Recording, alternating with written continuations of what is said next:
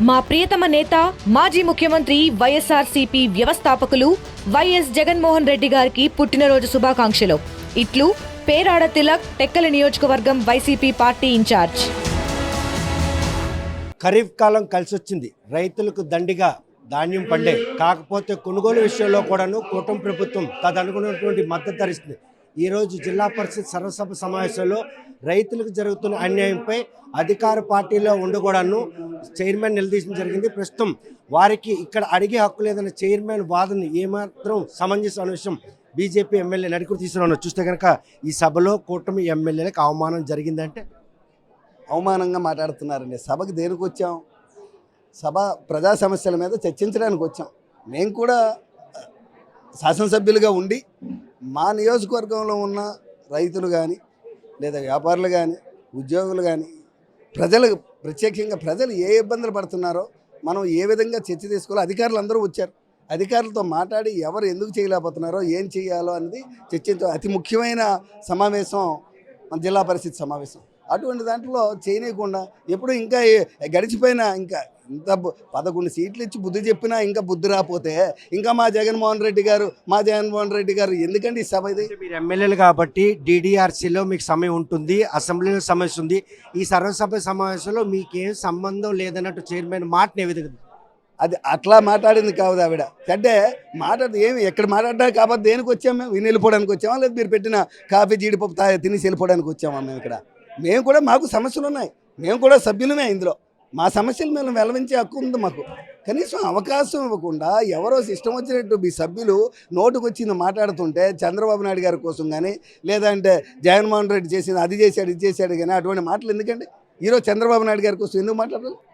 ఊరికినే సమావేశాన్ని ఎలాగైనా రద్దు చేయాలి, కాలయాపన చేయాలి, అధికారులతో చర్చించకూడదు, ఇటువంటి దురుద్దేశాలే. కానీ నిజంగా మీకు ఏదైనా సమస్య ఉందో చెప్పండి. ఈరోజు యూరియా అందింది, పంటలు బాగా సకాలంలో నీరు వచ్చింది, యూరియా అందింది, అందుకే ఈరోజు ఎప్పుడూ పంట జిల్లాలో ఎప్పుడూ పండనంత పంట మంచి ఈల్డింగ్ వచ్చింది ఈ సంవత్సరం. దీన్ని కూడా ఇంత ప్రూవ్ చేసినా కానీ ఇంకా తప్పుడు మాట్లాడుతుంటే ఎంతవరకు కరెక్ట్ అండి? ఇది కరెక్ట్ కాదండి. ఏదో రాజకీయాల కోసం మాట్లాడదామంటే మీ పార్టీ సమావేశాలు పెట్టుకోండి, పార్టీ సమావేశాల్లో మాట్లాడుకోండి రాజకీయాలు అంతే. మీరు లేదా టీవీల దగ్గరికి వెళ్ళి మాట్లాడుకోండి. అంతేగాని ఇలాంటి జిల్లా పరిషత్ సమావేశాలను అనవసరంగా కాలయాపన చేసి అధికారులకి మనం అడిగి ఎందుకు వాళ్ళు చేయలేకపోతున్నారు, సమయానికి ఎందుకు ఏది ఇవ్వలేకపోతున్నారు, ఏం చేస్తున్నారు, వాళ్ళు ఎక్కడ లేపవుతుంది, వీటి మీద మనం అందరం ఉండి మాట్లాడి చర్చించాలి. అంతేనా? 3 నెలల కాలం ఉంది. ఈ 3 నెలలు ఇలాగే తంతు గడిపిద్దాం అన్నటువంటి సమావేశంలాగా అది వాళ్ళకే తెలుసు. అది కనీసం ఆ 3 నెలల సమయాన్ని కూడా సరిగ్గా వినియోగించుకోలేకపోయినటువంటి దౌర్భాగ్య స్థితి ఇది. అంతే కదా? మనం ఈ ప్రతి క్షణం చాలా ఇంపార్టెంట్. ఇటువంటి సమావేశానికి రావాలనే, ఈ సమావేశంలో కూర్చోవాలనే ఈరోజు ప్రజలు మనకు ఓట్లేసి గెలిపించి మనం ఇక్కడ పంపించింది. అటువంటి దాన్ని దుర్వినియోగం చేసుకుంటే ఎంతకన్నా కర్మ ఏముంటుంది చెప్పండి? సమావేశంలో ప్రజల సమస్యలను చర్చించేందుకు ఉన్నటువంటి సమయాన్ని మాత్రం ఈరోజు దుర్వినియోగం చేస్తుంది.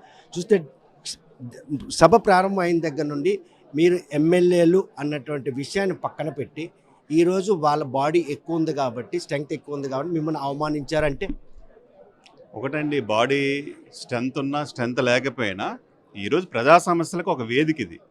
ఈ వేదికని ప్రజాప్రతినిధులుగా జడ్పీటీసీలు కానీ ఎంపీపీలు కానీ అలాగే ఎమ్మెల్యేలు కానీ అందరూ కూడా ఉపయోగించుకోవాలి. ఎందుకంటే జిల్లా కలెక్టర్ గారు ఉంటారు, జేసీ గారు ఉంటారు, అలాగే CEO గారు ఉంటారు, అందరూ ఉంటారు.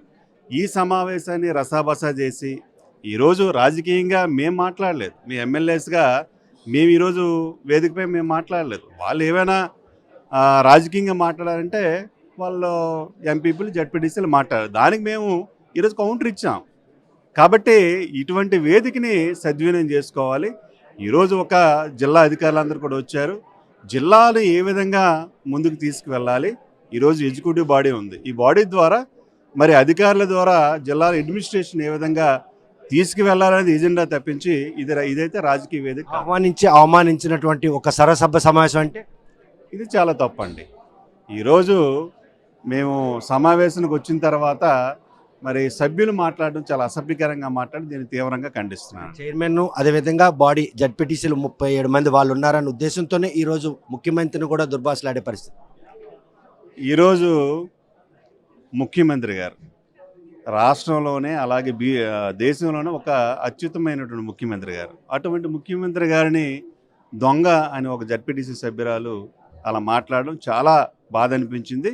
మరి ఆ మాట అనేటప్పుడు గతంలో కూడా జగన్మోహన్ రెడ్డి గజ దొంగ దీన్ని బట్టి చూస్తే, అంటే రాజకీయాలకు అతీతంగా ఈ వేదికను మనం దీని ప్రజా సమస్యల గురించి ఈ వేదిక ఏర్పాటు చేశారు. దాని భిన్నంగా ఈరోజు రాజకీయ జగడానికి ఈ సర్వసభ్య సమావేశం వేదిక అయింది. అటువంటి డిస్కషన్ నడిచింది. మీరు చూసారు, మీరే పత్రిక మరి విలేకరులందరూ కూడా మీరే చూశారు.